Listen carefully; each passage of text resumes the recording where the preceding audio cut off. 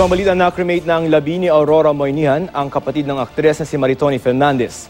Dati nang naaresto sa isang drug operation si Moynihan noong 2013. Inaalam na ngayon ng Quezon City Police kung may parokyano siyang mga taga-showbiz.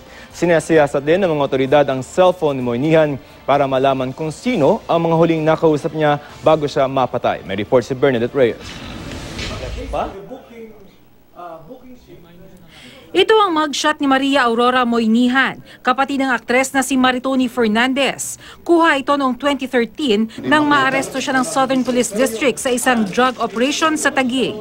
Kasamang naaresto noon ni Moynihan ang isang sindikato ng iligal na droga na inaalam ngayon ng Quezon City Police kung may parokyano at suking showbiz personalities. Wala man tayong sinisino. Pinakamaganda, sumurrender para makatulong sila sa atin, magbigay ng kaalaman kung sino yung informasyon, kung saan galing doon, and matulungan natin sila. Ayon sa Taguig City Police, nakasampa ang kasong ito sa korte at nakapagpiyansa si Moynihan.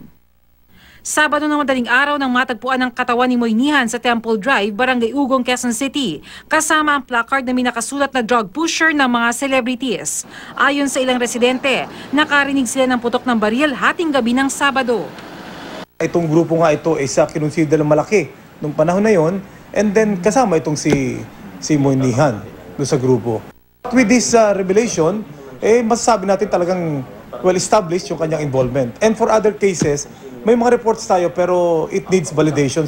Umaasa naman ang QCPD na mas mabibigyang linaw ang pagpaslang kay Aurora Moynihan oras na makuha nila ang kopya ng CCTV mula sa isang bahay malapit sa lugar kung saan nakita ang bangkay ng biktima.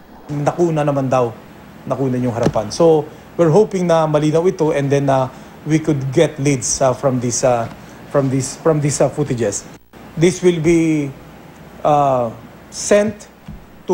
submitted to the PNP Anti-Cybercrime Group for digital forensic examination. Patuloy ding sinisiyasat ang cellphone ni Moynihan para malaman kung sino ang mga huling nakausap niya bago mapatay.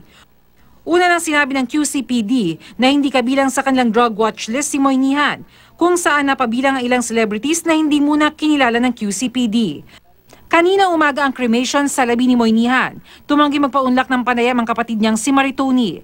Humihingi ang aktres ng privacy habang nagluluksa sa pagpanaw ng kapatid. Bernadette Reyes, GMA News.